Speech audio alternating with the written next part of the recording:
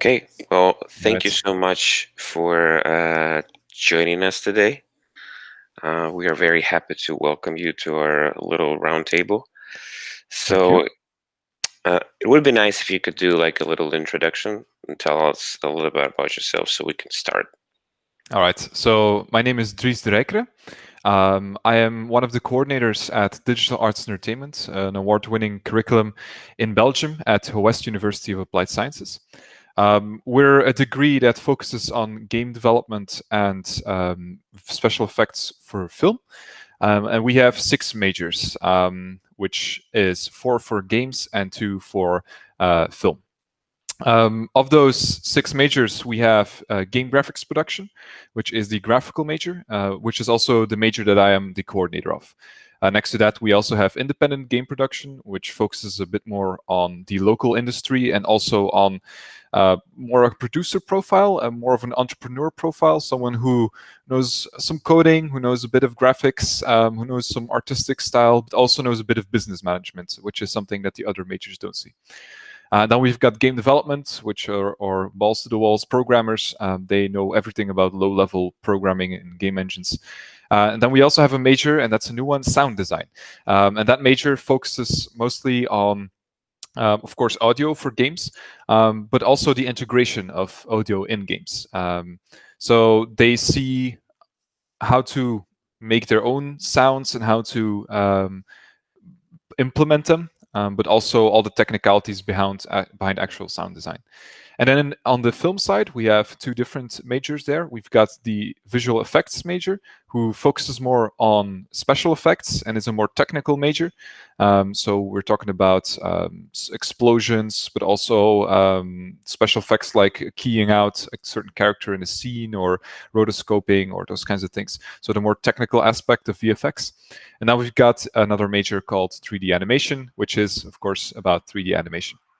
So you will focus mostly on character animation there, well, with still a little bit of a technical blend. So that's the main profile that we try to push out in Digital Arts Entertainment, is that I wouldn't call it a technical artist per se, but a real technical artist profile, in the sense that every single graduate, from the most artistic to the most technical graduates, has a portion of art and a portion of programming. So even our most artistic graduates know how to program, and know some basic scripting skills.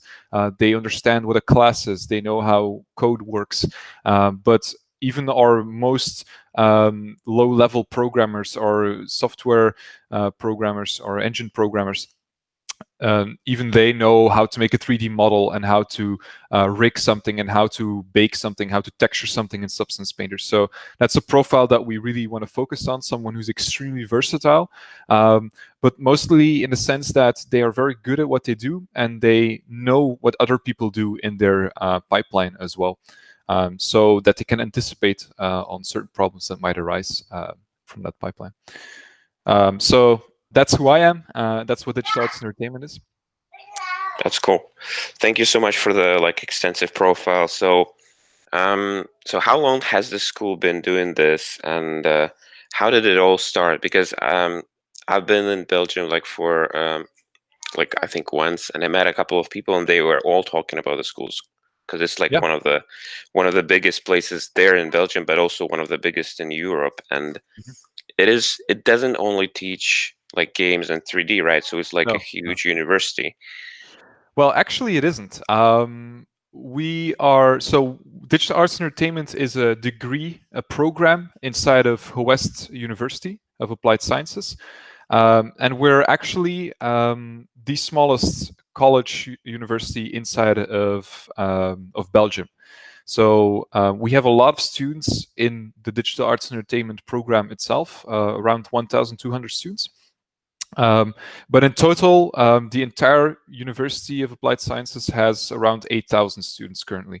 So we're not that big, actually. But yeah, our degree, our program has met a lot of success with certain qualifications and certain awards that we've won, and that gave us a very strong international profile. So the next question is probably who teaches there, like in the university, because there is a number of schools, very good schools out there, and what we noticed is that in the majority of cases, to receive really good results, you have to have practicing professors, so to speak, right? Mhm. So you need to have people from the industry to teach there. So Mhm. how does it work in your university? Well, we have quite a few lecturers that have industry experience, but most of our lecturers, most of our lecturers teach full time at Digital Entertainment, so they are also full time busy with checking out new software, checking out new tools that come into the market. So we have a bunch of people that have one foot in the industry and one foot in our school, and that helps bring in that experience. But we do think it's very important that people have the time to teach themselves things that are new, because in a games company, sometimes they definitely in large AAA studios, they want to be careful with adapting new technology that isn't like proven, that hasn't proven itself and isn't proven to be stable enough, because that's one thing we have to take into account, right? Our degree is 3 years, so when we start teaching our students and they will graduate in 3 years or in 4 years, we have to make sure that what we teach them at the start will be relevant when they graduate. So we kind of have to not guess, but I mean in an educated way, try to see where the industry is going. um, so that's one way. We have a lot of young teachers as well, in the sense that people are very passionate about what they do, and they usually have. Those are usually the people who bring the skills into the team, in the sense that the people who are very passionate and very focused and very specialized into one part, like for example, they know a lot about Unreal Engine, or they know a lot about 3D modeling. And then we have and also a very large part of our team is consists of more experienced people who also have a larger didactical knowledge, because it's one thing to know how to 3D model or how to program or how to draw, but it's another thing to teach that, right? So we need to make sure that we also have those skills in house to know how to teach those things. So we have a very diverse team because of that. We have a lot of young people. We had a lot of more experienced people. We have people who are in the industry. We have people who are full-time teaching. We have people who are partially research and teaching. So that huge bag of different disciplines, different people, makes it a very strong team. Definitely because we're all very passionate about what we do, and that makes it an extremely strong team. Definitely, if you have that large of a volume of students that you need to push into the industry. That's a cool it's a cool story. So I had a question. So you mentioned that you kind of have to prepare people like three Yes. years in advance. So you kind of have to look in the future, so to speak, like for a little Mhm. bit. So I guess you made the right Anticipate on decision. what's coming. Yeah. Yeah, you're like with like Substance Painter and Substance Mhm. Designer. Those are the tools that weren't actually there like 5, 7 years ago, right? And then it just appeared Exactly. like with like Uncharted 4 and stuff like that. Mhm. And Well, probably one of the main reasons for us that Substance Designer and Substance Painter became so prominent was partially because it's used in the industry, of course, but one of the core reasons that a lot of software gets adopted by us is because it's free for students. That is like one of the biggest musts for us. If we want to teach a certain software, if it's not free for students, then we're most likely not going to teach it, because we are a publicly funded institution. We don't have the budget that large American universities have, for example, or large UK universities have. So we have not the kind of budget that they have. And so having to pay for a software license of like $200 for every single student would be a big no-go. So things like Speedtree, for example, that are or other software that is not free for students is sometimes hard for us to get our hands on or teach. So basically, every software that we use and that we set our standard to is free for students. We have our Autodesk software, like Maya and 3ds Max, that is free for students. So that's like a big plus for us because that's also like an industry standard. Substance Designer, Substance Painter, they made that free for students pretty early in their lifetime, and I believe that's also like one of the reasons why it became so prominent, right? Why they are now market leaders, because if you make it free for students, then yeah, what are you going to choose? The software that does exactly the same as this that you have to pay for? Of course not. You pick the free version, right? So you pick the free version. Those students learn that, and then all the students go into the industry. And what are they going to use? Well, they're going to ask if they can use the software that they learn to work with, right? And usually the price ranges are the same. So companies don't care if they use one software or the other software, as long as it fits in the pipeline and it's not super expensive. So that's I think one of the core reasons that Substance Painter, next to being an extremely good tool, of course, that Substance Painter, Substance Designer became such prominent tools in the industry. Same with 3ds Max and Maya is also, but I think that's more of the legacy that they have. But also, for example, Unreal Engine, Unity, it's also extremely handy that that's free software that we can use. And now, since the acquisition of Quixel and Unreal Engine is also a tool that we now use very extensively in our courses. But there's also other software that we touch on. Let me just quickly check. We do for the like one thing is we do have our students do pay for their Photoshop and Adobe Creative Cloud license because that is unfortunately not free, but we don't really have a choice in that regard because I mean it is the industry standard, not just in the games industry, but literally everywhere else. Same with ZBrush, but they do have reduced licenses, reduced license costs for students, so that helps. But things like, for example, Marmoset, we can't use that because that's like 200 euros, 200 or 200, 150 euros per student. So, I mean, we can't do that for just a viewer. So we have to use free alternatives like Sketchfab, for example, which is also good enough for what we want to do. So, yeah, free software is super important for us in that regard. So apart from being free, so how do you choose the software that you're gonna add like to your curriculum and you're gonna build on? Because I know like with universities you have to build a program, you have to follow the Exactly. program, and then So, when some disruptions happens, like exactly. some new tool comes up like during this process, so what do you do? So exactly, we well, we have our legacy, right? We have the legacy of the programs that we already use, the software that we already use. So we have a very good idea of what's being used in the industry because we have close contacts with a lot of different studios, and we go visit them when when you have interns there. For example, we have an internship fair where when we talk to those companies, those companies also come and give talks at our school. So we have very often we contact them, we talk with them. We also keep up to date, of course, with the industry news. That's nothing special, I feel. So then it's a bit of an anticipation game, right? You try to figure out what is the industry shifting to.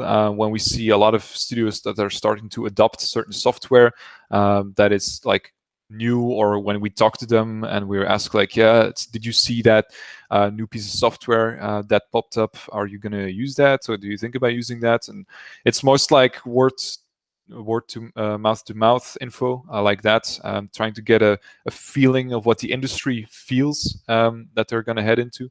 Houdini is like a prime example of that. You start talking to people, they're like, oh yeah, Houdini is like a super cool tool. We're not sure how we're going to implement it yet, or if we're going to implement that. But like that's something we are jumping on very massively now, because next year we are starting to roll out a new version of our curriculum, our fifth version of our curriculum, which is like we have a lot of courses there that are focused on Houdini, because it is becoming a bigger and bigger tool. Because I mean, right nowadays, you have your budgets are much larger, but having to do everything manually is just like an insane job, right? So having those procedural tools is something that we're focusing on quite hard. For example, in game graphics production, we have in our new course 3 new courses, 2 new classes that are completely focused on procedural game development, making procedural environments, procedural assets, procedural textures. So those tools like Substance Designer and Houdini are going to become more and more important, we feel. So that's also a focus that we're shifting towards. That's But actually the same thing that we see on our side, because we see exactly. Houdini being used like all over the industry in games, like Mhm. from Far Cry to some smaller Exactly. indie productions. So that's a great addition to your curriculum. So I had another And question actually. yeah, So you actually, I want to add something to sure, what I sure. just said. We also have a research group, right? And they are more looking into the B2B side of things. So it's more not B2C, so not really commercial, but more business solutions. But they also do have like a finger on the pulse on what's happening in that sector. So, and that's also a good influx of information, because usually when they feel a shift happening in what's happening there, it's a good indicator that that will spill through into the games industry as well. Um, Mm, so having that factor to keep into mind is also super important for us. I got you. So you have a research facility, you learn about the industry, and you obviously talk a lot with the companies who are Hmm. like in the business right now. Of So course. my question is connected with basically job placement. So you have students, they graduate, and now they need to find employment. Mhm. So how do you work with that?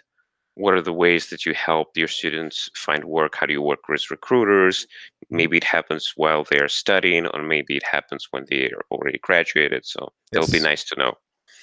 Right. So we have actually our curriculum is completely built about around getting people into the industry. You can see it very clearly in our structure. We have an introduction year, we have a specialization year, so that's the first year, and then in the third year, we focus more on group work, on more individual research skills in the first semester, which is from September to January, and then from February to June, they do a 5-month internship, and that's also that's for every major, and that's also where everything comes together, right? It's the last thing they do, the only thing they do in the second half of their last year, and they just go on an internship. They go work in a real company with real budget, with real coworkers on a product that's going to ship and make money. And usually those students, that's like a perfect springboard for those students to then jump into the industry, because during those 5 months of internship, they learn to work in an actual company environment, and they get valuable contacts, they get some industry experience, and that's also perfect on their CV, on their profile, to then go into further into the industry. Often students stay at their internship and get offered a job there, or they move on to a different studio where they also get a job offer. Of course, we don't just say, yeah, go find an internship and leave them alone.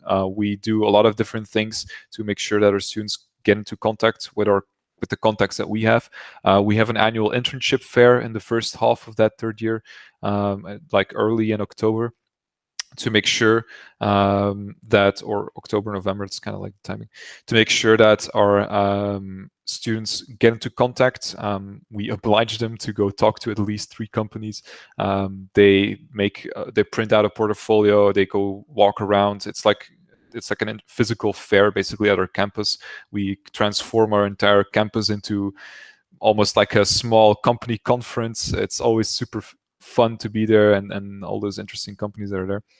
Um, but yeah, we have that. We have our industry talks where they can also get into contact with those people. And very often, because now we have a bit more of an international profile that people are interested in, very often we have, when a student says like, hey, I'm from DAE, then people are usually more inclined to listen to what they have to say.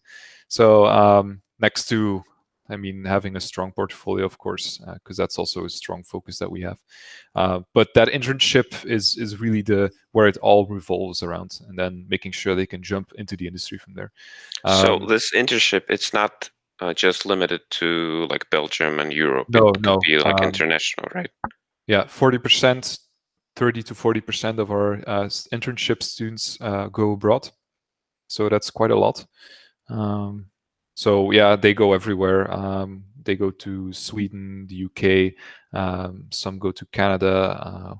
We had an internship in Japan last year. So and usually that's around, every year we have around 120 people, students that go onto an internship. So Wow, that's uh, really international, like global, yeah, mostly yeah, all over the definitely. world. Yeah, they go everywhere. And then when they graduate, when they finish an internship, we have around 30% of our students go everywhere, like literally everywhere. I'm talking US. We have some students in Mexico, in Canada, and we had someone in Japan. Uh, even yeah, like in Europe, they're basically in every country: Sweden, Finland, Spain, France, Germany, you name it. Mhm. So, how do you help your students organize their portfolios and the way they present themselves? Because for somebody who's doing games, it's kind of a Mhm, challenge because you have to have like static images, but they don't really sometimes mhm, show what you're doing when you're doing VFX or you're doing Houdini, and mhm, especially when you're doing code, mhm. that's super important to look at Yeah, the clean code. And I know exactly. companies actually make decisions based on that. Mhm. So what are the ways that you recommend users and students show their work? Um, so in general, we have a couple of core rules that probably everybody has heard by now. Like your portfolio is only as strong as your weakest piece. Those kinds of things. Um, Show on your portfolio the technical background of how you made it, but don't make it boring. In a sense that a lot of people just like slap a normal texture and like a base color on there, but that doesn't. If it's just a flat texture that you paste underneath your mesh, that doesn't really say a lot. So integrations like Sketchfab and stuff like that. So recruiters can actually check out your model and how you made it is super important. It's also how we make sure that our students make that's what we expect from our students, right? When they have to hand in projects or assets that they've made, for example, they always have to put it into a game engine or into Sketchfab or something, just so they show that they can import something in a. So it's not just like a screenshot from, for example, Substance Painter. We don't like to see that. Yeah. On top of that, just making sure that there's a certain focus on their portfolio.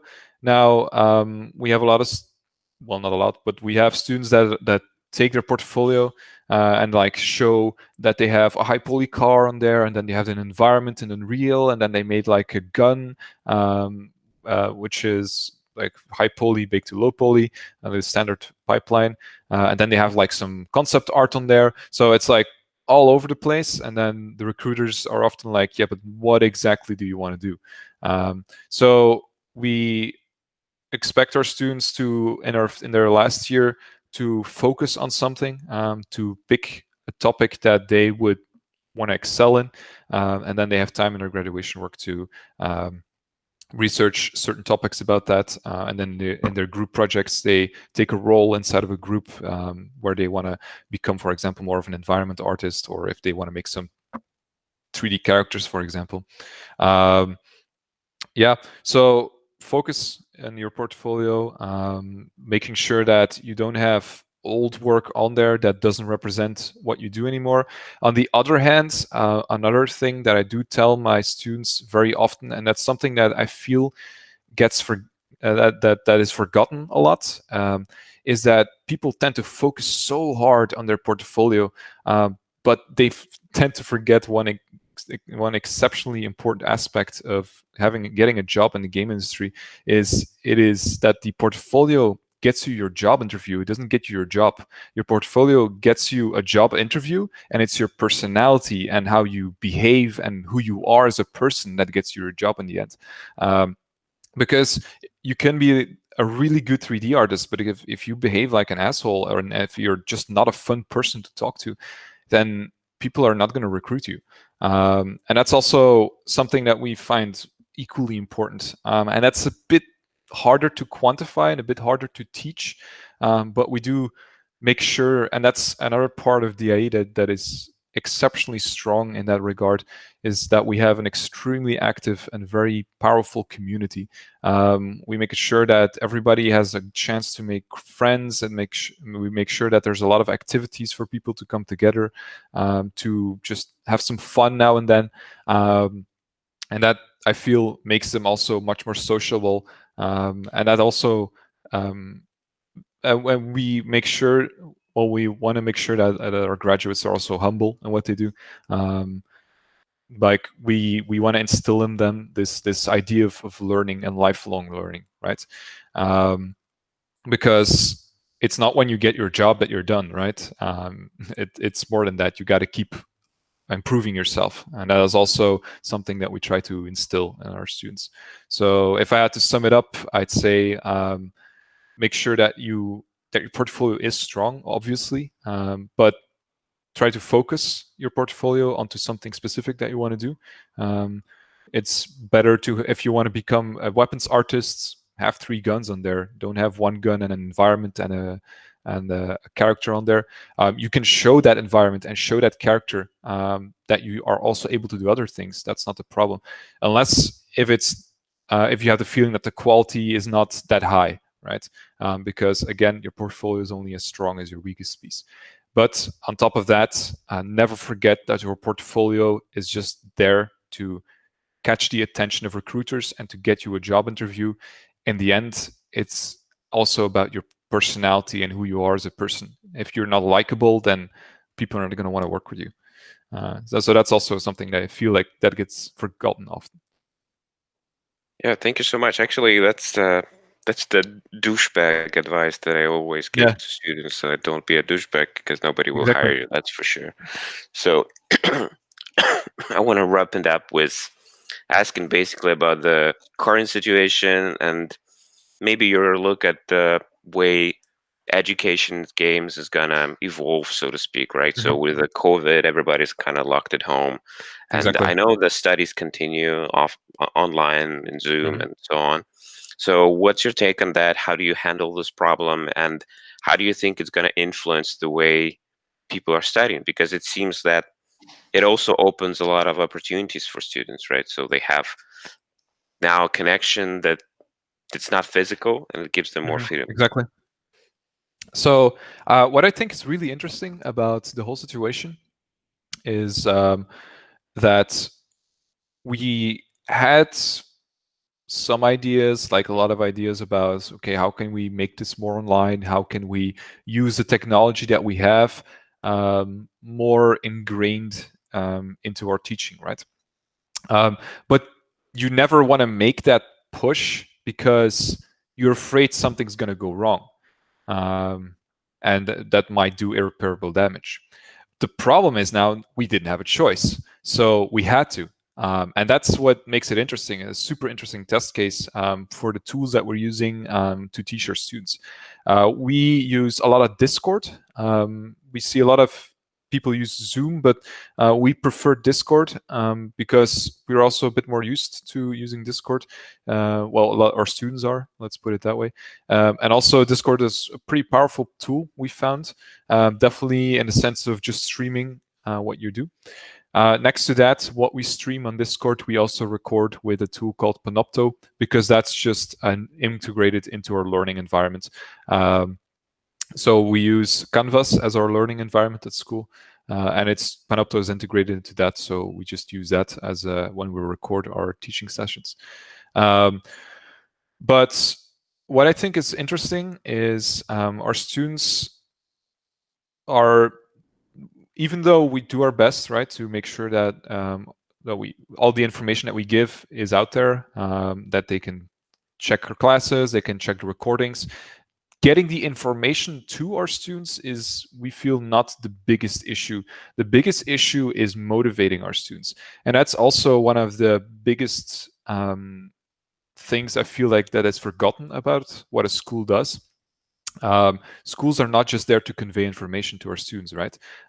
They're there to also motivate our students to work with the tools that we give them, to work with the information that we give them, and also to um, get motivated to work on projects and work on their assets and environments that we're making, or work on their project for a code for like, for example, their graphics programming assignments, that they get motivated to do that. And a big factor of that is something I already mentioned, is our community, because we when you have such a tight community and when you have a bunch of friends that are good in a whole variety of things, you push each other to work on that assignment together, and you push each other to motivate yourself, right? And that's a really big factor that we're lacking right now.